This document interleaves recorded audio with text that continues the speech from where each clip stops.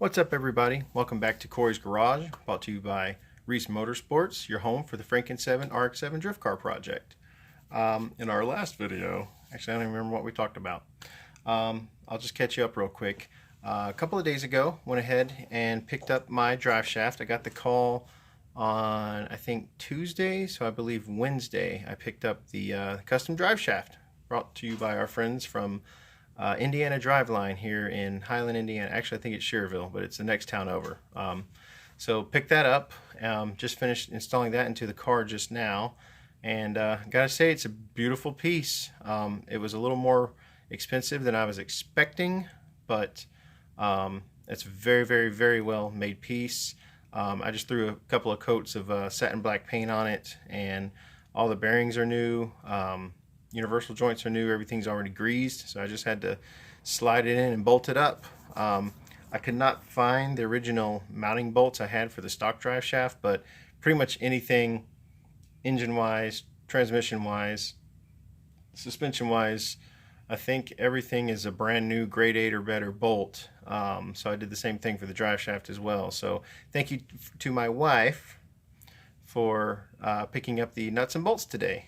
Well, I tinkered on the car a little bit and got ready for work. But anyways, I'm home now. I got home a little after 3. It's now a little bit after 4, so I'm getting ready to go to bed here in a minute.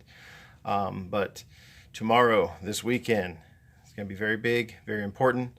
Hopefully we're going to get this thing, hopefully at least turned over. And if all goes well, hopefully maybe even start it up. So it'd be really cool to actually get it on the ground and rolling, because now the drive shaft's connected. And basically I just have to do a little bit of wiring. I've already wired up the ignition. Was able to finally get a solution for the oil pressure switch, oil pressure sensor. I've kind of mocked up and somewhat started the wiring for the fuel pump. I still will have to hook up the starter, the alternator, and basically run the main, power cable for the car. Not really a setback, but more of a kind of a disappointment, but I'll be able to work with it. I was trying to, keep in mind that this is a budget build, and most things have come from either eBay, Facebook Marketplace, and a lot of little parts and hard to find stuff has come from RockAuto. So one thing I did that I kind of regret now is I got a battery from RockAuto. Now, there's nothing wrong with the battery per se. There's only, I think, 3 actual manufacturers for automotive and marine and motorcycle batteries, which I believe is actually like Interstate, Duracell, and Energizer. I think those are the 3 main battery manufacturers. So everyone just slaps their stickers on it and calls it theirs. But anyway, so I got a Deca Intimidator AGM Group 35 battery. I think it was like 140, 150 bucks, so a little cheaper than what you'd find at the automotive store. But 40, 50 bucks with this project is, a good chunk in my book. But anyways, so I don't know if it was the shipping company per se, or if it was me when I brought it in the house. It's an AGM battery, so it's, it's all sealed, it's non-serviceable. But I don't know if the shipping people did it or if I did it, but it was upside down in the box, which, okay, whatever. Just let it sit upright for a few days, which it has been. Just now, just for fun, I was plugging in one of my new headlights. I just wanted to test and see, 1, if the battery was charged up and good, and 2, see what the lights look like. Well, I was having some trouble taking off the little plastic caps.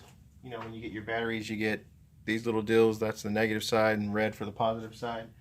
And I was having trouble getting that off. Normally they just slip on, slip off. And I got to looking, and the post is literally bent. So I don't know if it got dropped on the truck or if it got plopped down on our porch, because I was pretty gentle with it bringing it in. And anyway, needless to say, both battery posts are doing this right now. I'll show you a picture of that here in a second. And the negative side was cracked. Actually, both sides were cracked, but the negative side was clearly cracked.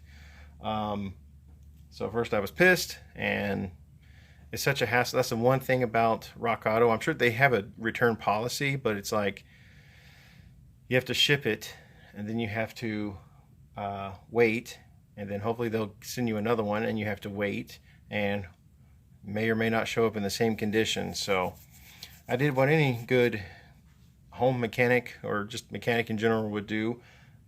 It works, so rather than go through the hassle of shipping and waiting and all that crap, I had some quick epoxy, some good old 2-part. So I mixed a little bit up, it's clear, and just filled in the cracks around the post and stuff. So hopefully that'll seal it. Hopefully that won't cause any battery acid to leak out. That would suck. But I did pick up a battery box from Napa the other day, because I plan on putting the battery like in the rear, you know, where the storage bin would be on the FC, so behind the passenger side seat. So hopefully that'll work for me. Hopefully it won't leak and you know, cause any issues there. But anyways, maybe just a little note for anyone going forward. Even if you're doing a budget build, maybe don't cheap out so much on the battery, and just get one at AutoZone. I think they have one of the better, you know, battery programs anyways, at least according to Scotty Kilmer. So anyways, so I'm letting that stuff cure, and it should be good for tomorrow. But I still have to wire up the alternator, the main 80 amp fuse. I guess I'll hook up the rest of the fuse block. I'll just basically have to relocate it. But the alternator, the push button starter, the fuel pump switch, and the fan switch, and go get some gas and fill her up, and hopefully turn it over, you know, just the starter, turn it over a few times just to build up some oil pressure. Flip on the fuel pump, hopefully it works, and maybe this bad boy will fire up. We'll see. But the suspension's pretty much all done. I still need to bleed the brakes and the clutch, so I'll have to have my wife help me out tomorrow, or just, you know, gravity bleed it. Or I've got my little vacuum bleeder thing from Harbor Freight that's 100 years old, so if I can get that to work, then that's fine. I do have to bleed the brakes. I have to bleed the handbrake as well. So, but yeah, hopefully tomorrow or just sometime over this weekend is startup time. You know, it would be really fun, even with the hood off and whatever, just to bolt the wheels and tires on, get everything bled, have it running, and maybe take it up and down the block just to see it move on its own power. That would be really exciting. So fingers crossed. Hopefully we're that close. Hopefully. The garage is a mess. I gotta freaking clean it first before I do anything tomorrow. I'm going to clean and straighten, and then get right into the wiring. So I've got a kill switch to wire up. Not exactly what I was thinking about talking about originally for hiding one, but just one of these good old deals, just, you know, safety. It has like a little key deal, and just mount it somewhere firmly where I can just switch it off, God forbid if something happens. Hopefully nothing will ever happen that requires me to do that, but just as a safety precaution. And right now, my camera, the phone, is sitting on the fire hydrant box, so I will have a fire hydrant, not hydrant, sorry, it's late, fire extinguisher mounted in the car. So just in case we have an issue with first start or later down the road or whatever. Looking underneath it while I was putting the drive shaft in, I did notice the one of the tubes on the passenger side header is pretty much touching the starter. So I'm gonna have to either, God forbid, take the header out one more time and bang on it some more, and hopefully clearance it enough to where it's not so dang close to the starter. I did cover the starter and all that heat tape and all that, but still, you don't want that stuff touching. So I guess I'll have to take that out and smash that up a little bit more. But otherwise, I think that's it for like the big heavy stuff. I was clipping some wires off the harness the other night. I might have said this in the last video, but like a dum-dum, I think I clipped the main like power wires for the headlight motors. So I don't know if the headlight motors even work anyways, but I was trying to keep everything like operating factory as far as lights and stuff like that. But if I have to, you know, I can replace the motors, or I can just kind of screw in the it's just like a little rod that goes up and down from the motor. So if I have to, I can just find a good level for the headlights and just mount it fixed for now.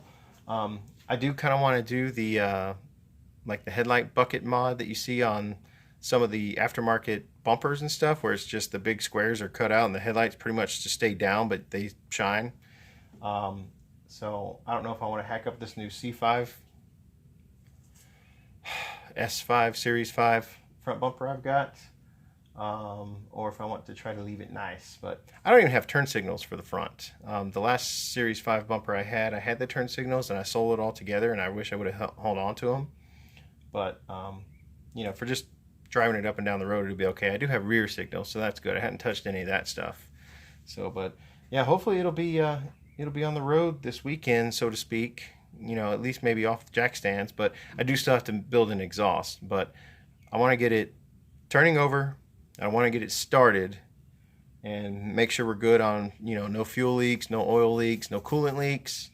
Want to make sure I can get the fans operating and lights and all that good stuff. And then I'll be off Monday as well. So either depending on how those two parts go, maybe build me an exhaust system. That's basically the last box of parts I have, other than no, that's it, exhaust components. Yeah, that's pretty much it. We're down to exhaust components. So build me a 3-inch Y pipe into a 3-inch glass pack, and then exit out through a 3-inch I think they call it a knife edge muffler. It's basically like a dolphin tail kind of pie cut turn down style muffler, and get that mounted up on the back. And hopefully it's not terribly loud, hopefully it's not terribly quiet. I doubt it'll be terribly quiet, but yeah, so I'm excited. We've come a long way. It's been really slowed down the last, you know, month, really. Well, we'll say basically since I had to go back to work, it's slowed down big time. As you can see, it's, you know, coming up on 4:30 in the morning, and I've just been able to do an hour here, an hour there, hour before work, hour when I get home from work, something like that. But the birds are going crazy outside, which lets me know it's morning. It's the next day. It's been a long day. But anyways, you guys take care. Hopefully I'll have an update for you either tomorrow or Sunday, or maybe we'll have the grand finale Monday, and maybe we'll get some driving done, but we'll see. You never know, that you have big plans for the weekend and then stuff happens, stuff comes up and you don't get done, and hopefully that's not the case. Hopefully this thing will at least be starting and running, and hopefully we don't have any motor issues.